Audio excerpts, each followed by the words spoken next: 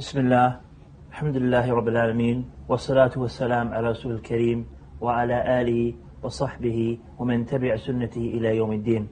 We begin by praising Allah and sending peace and blessings upon the final prophet, the Prophet Muhammad, and his family and companion and all those who follow him until the last day.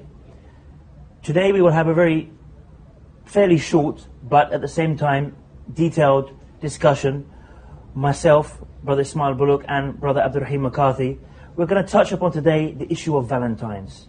And we know that this is practiced by so many, even Muslims around the world, and many view this as being something that is very trivial and very small, and it's just a bit of fun, and what's the problem? So today we'll discuss, firstly, Brother Raheem will take us through the Sharia aspects of this, and how this is an innovation, and how the Islamic law, and how Islam views innovations, and then I will go a bit through the history, and we will see the serious and really very dangerous origins of the festival or the celebration of the Valentines. So we'll go over to Brother Abdur Raheem. Assalamu alaikum, brother. بسم الله الرحمن الرحيم الحمد لله رب العالمين وأصلي وأسلم على المبعوث رحمة للعالمين نبينا محمد وعلى آله وصحبه أجمعين.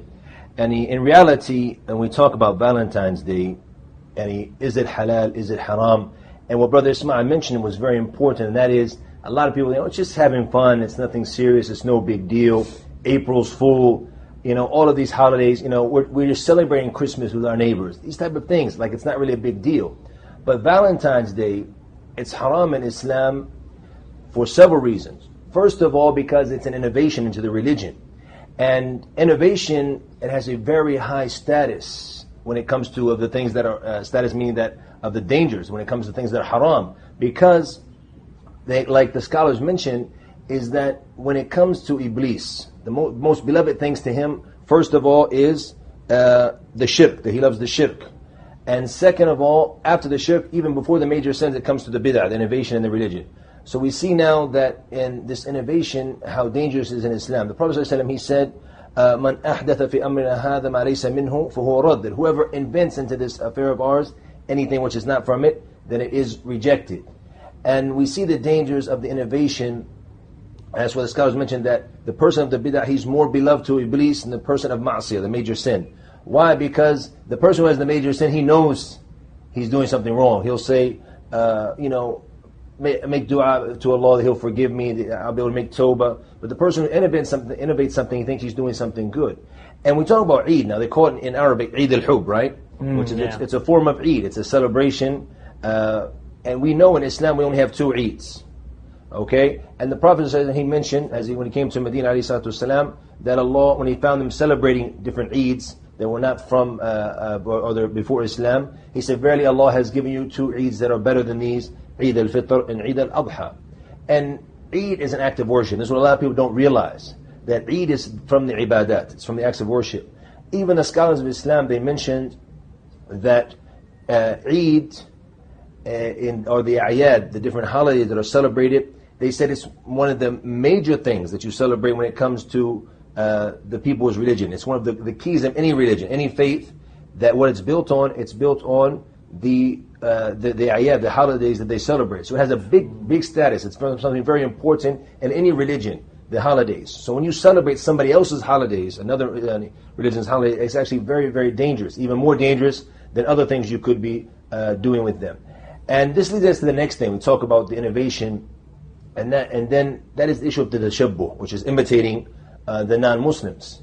When we imitate the non-Muslims, the danger of this is the Prophet ﷺ, he said, Man tashabba biqawmin fahuwa minhum. That whoever imitates a nation, that he's from him. So it's a serious thing, imitating somebody. This is what people don't realize. And also he said, alayhi salatu wasalam, something in another hadith, that al-maru ma man ahab. The person will be with the person he loves. And he will be sent forth on the day of judgment, as it came in the other hadith, with those who he followed in this dunya. He will be sent forth with them on the day of judgment. So this shows us the danger of that as well. And another thing which shows us the danger of celebrating this holiday is, in our time, what it's calling to is to do that which is haram. Because it's not really talking about the main thing between a man and his wife. It's talking about between a man and women he doesn't know. And won't you be my Valentine, as they say, right?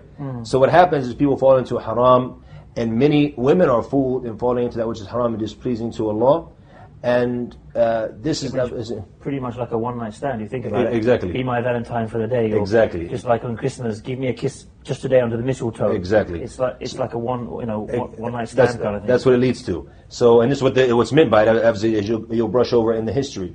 So we need to be aware as Muslims to stay away from this because of the dangers that it has on. First of all, it's an issue of aqidah as well, as you'll probably show now in the history, that it's something that comes from the aqidah. It's something that touches the belief of the Muslim, and this is what a lot of Muslims don't understand. A lot of these holidays, they touch the belief system when it comes like the Christmas, the celebrating birthdays. A lot of these things, people don't realize the dangers of them. And we'll say at the end, as we pass it over to Brother Ismail, talk a little bit about the history, is that it's haram in any way, shape, or form for a Muslim to take part in Valentine's Day, whether he celebrates it himself, even helping others celebrate it. Selling things in your store that has to do with Valentine's Day is haram. It's a major sin. Doing anything that helps even non-Muslims, and especially if you help Muslims, even worse.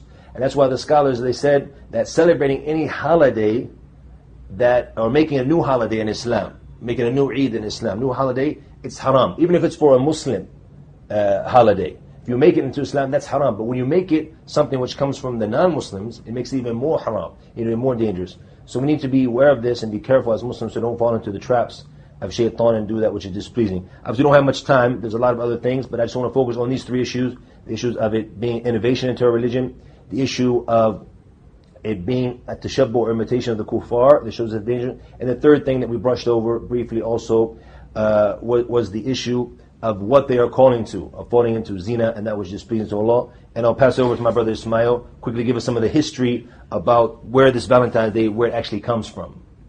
Jazakallah khair. Well, basically from the historical side of things, it has two aspects.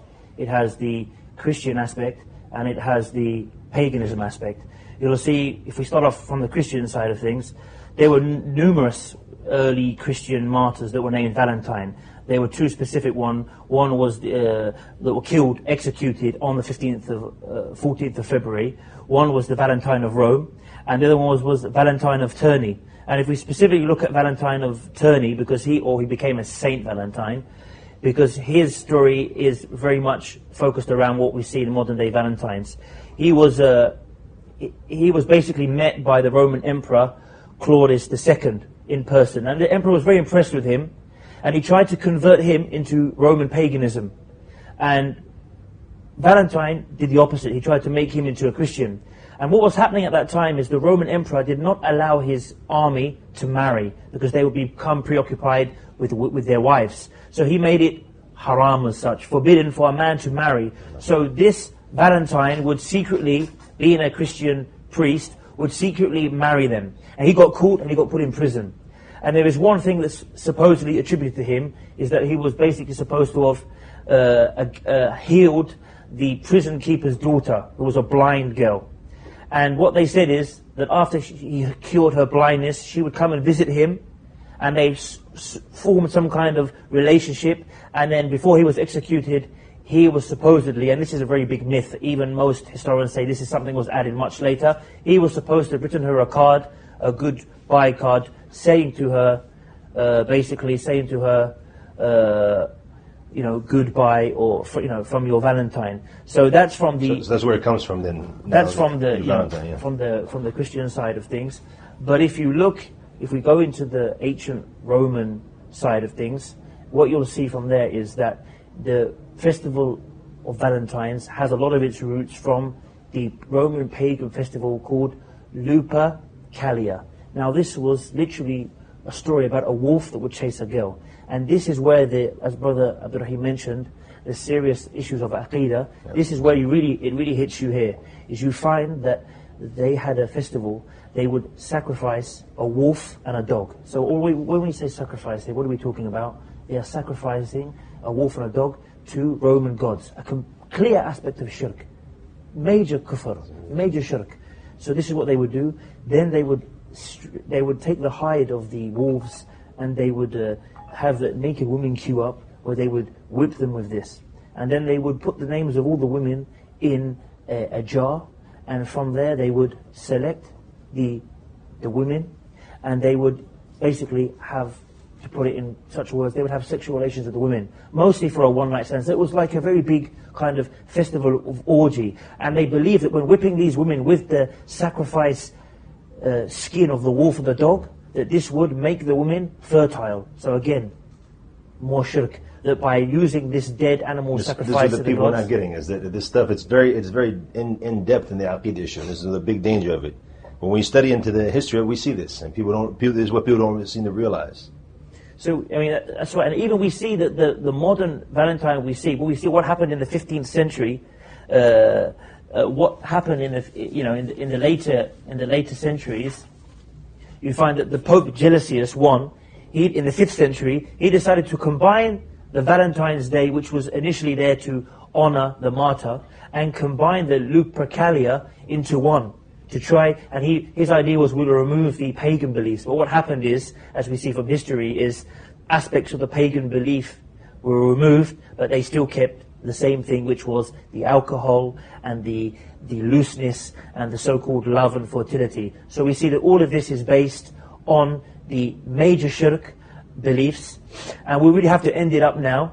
And we thank Brother Abdur Raheem again, and inshallah we will make this a regular series. Inshallah, hopefully every bi-weekly will come to you with this discussion show, inshallah, with Brother Abdur Raheem, benefiting from his knowledge, inshallah, to address lots of issues and lots of important issues. And until we see you next time, we thank you for spending the time with us.